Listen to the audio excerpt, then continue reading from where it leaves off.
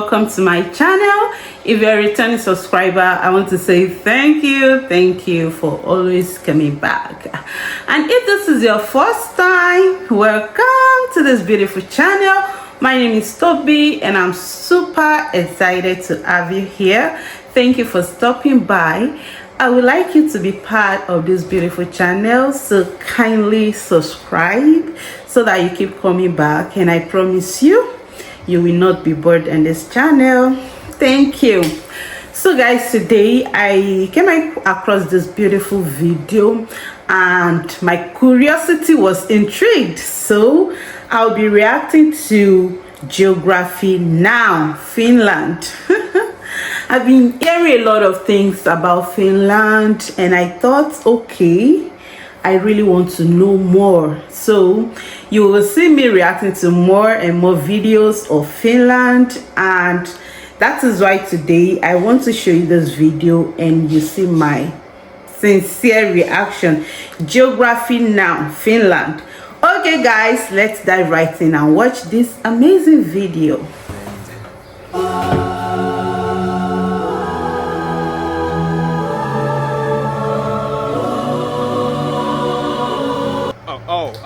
Let's talk about this place that I totally have no preconceived biases towards. Okay, I like a sense of humor already. Time to learn geography now! Hey everybody, I'm your host Barbie. Welcome to the dark sheep of Northern Europe. All the other Nordic countries are like la la la la la la, while Finland is like really?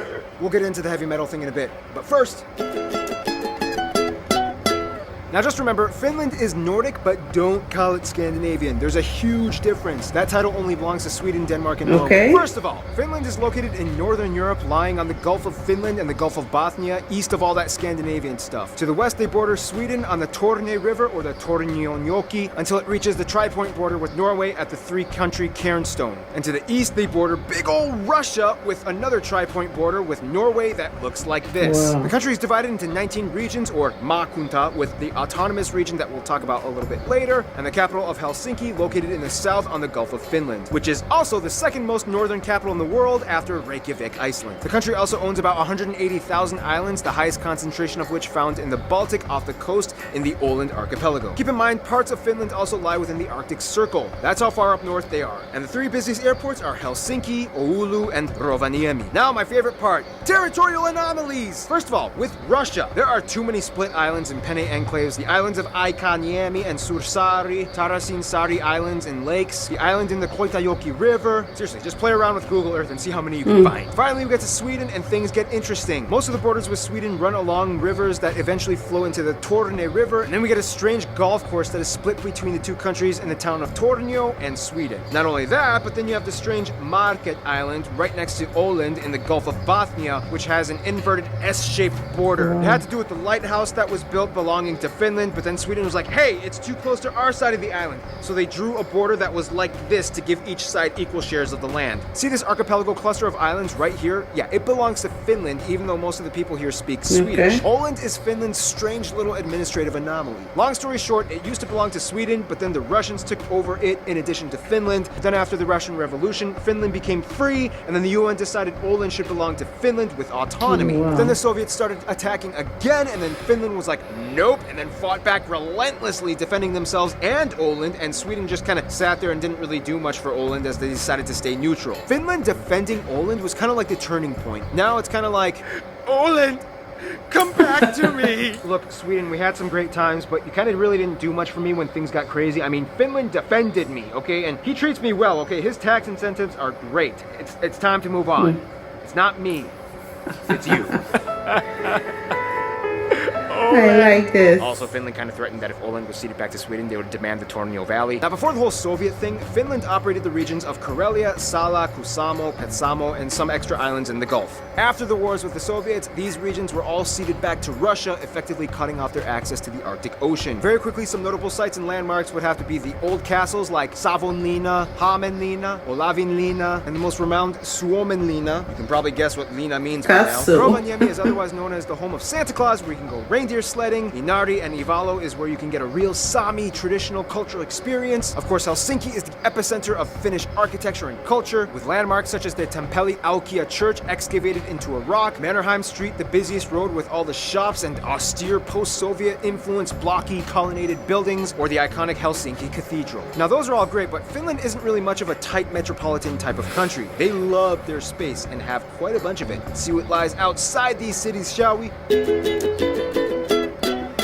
Now, if you want me to make this simple, some would argue that Finland is the best winter wonderland in the world. I mean, Canada's cool, but they have too many bears, and Iceland is too explodey, and Russia is too cold. Seriously though, the land is generally flat except in the north by the border with Norway, in which the highest mountain can be found, Mount Halti, although the peak is in Norway. However, in 2017, Norway plans to give Finland the peak for their 100th anniversary of independence from the Soviets. Finland is just wonderfully crisp and refreshing, usually ranking in the top 3 countries in the world with the cleanest air quality. This is partially because Finland is almost 80% covered in forest, one of the highest concentrations per square kilometer in the world, only behind countries like Gabon and Suriname. This makes Finland the largest producer of wood in the EU and one of the top in the world. Not only that, but Finland has about 188,000 lakes, most heavily concentrated in lakeland, and in addition to lakes, about 10% of the country is comprised of all water bodies like rivers, ponds, and streams. When mixed with the land, this makes about 1/3 of the country home to swamps and bogs, making it the highest wetland proportion country in Europe and disputably the world.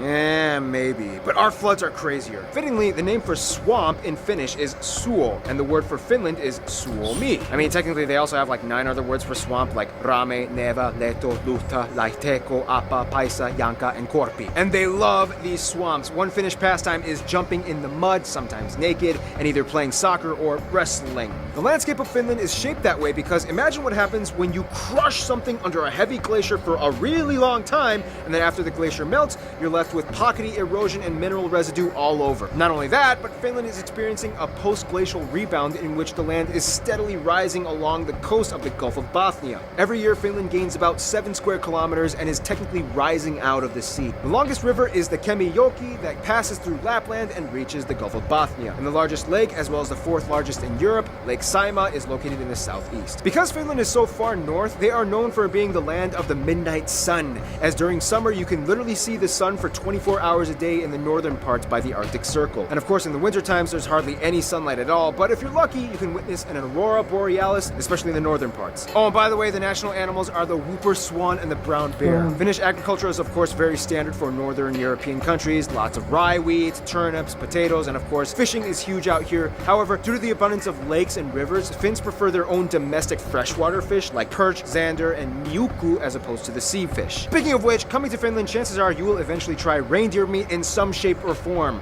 whether in stew or grilled. In Lapland, you might even find bear on the menu. You can try mami, a pudding made of rye, and of course every Finn will make every visitor try the strong, salty salmiakki. They love salmiakki so much that they made it into an ice cream, and it's so good, and I'm so mad they don't sell it in my hometown. In the wintertime, they build ice hotels, and there's like this cool waterfall in the Paratisi Kuru area in the Uru Kekkonen National Park. Okay, let's talk about Finnish people.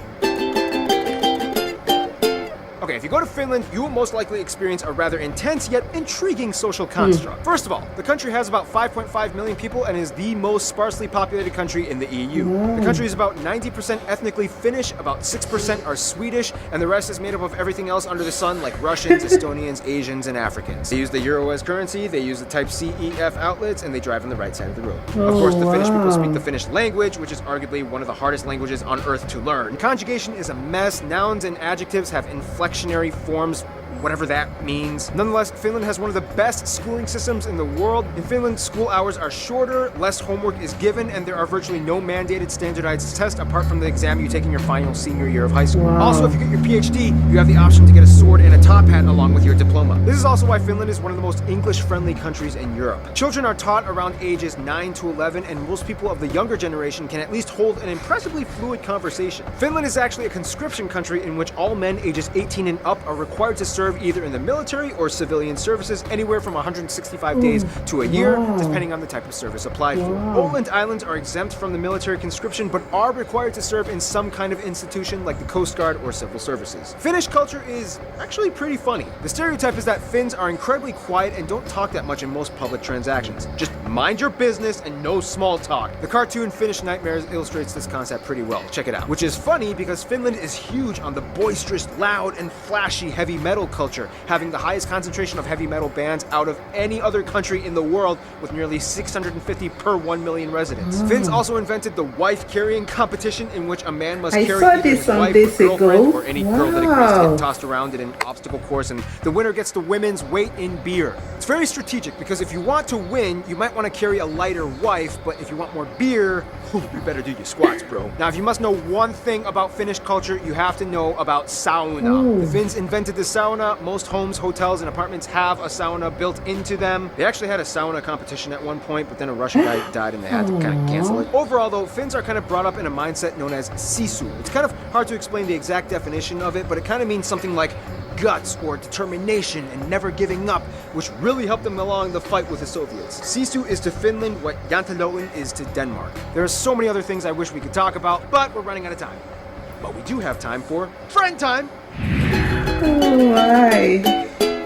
Historically, Finland was kind of always a little lonely. I mean, few, if any, trading routes ever went through this area. Even the Mongols were like, we're good, nah, yeah, carry on. Nonetheless, over time, Finland did develop relations, and to this day is one of the most diplomatically outreached countries in the world. I mean, the Finnish passport is the #1 ranked and most sought after, as it has the highest number of visa-free countries applied to it. First of all, Finland generally gets along with other Nordic countries. However, they have the biggest frenemy relationship with Sweden. They'll trade and share a beer or two, but when hockey season comes, the bloodbath begins. When it comes to Russia, Finland kind of has to be their friend because Russia has the longest border with them and business is important. Nonetheless, Russia is kind of seen as like the next door neighbor that you once got into an argument with, but then you kind of fix things up, but then you kind of really didn't get over it, and then you have to see them every other day in the morning as you go to work. Germans are always welcome in Finland, and Hungarians are like the long-lost distant cousins that they just discovered and are trying to build a relationship with. Their best friends, though, might be Estonia and Norway. Everybody loves Norway. It's like the Cameroon of Europe. Norway has never had any controversy with Finland, and with the recent mountain gift proposal, relations are only strengthened. Estonia is like the nagging little sister that tries to imitate her bigger brother. I mean, they both even have the same national anthems, but in the end, they are family, and Finland always loves her. In conclusion, Finland really is a winter wonderland with quiet people that transform into metal monsters after a pint of long drink,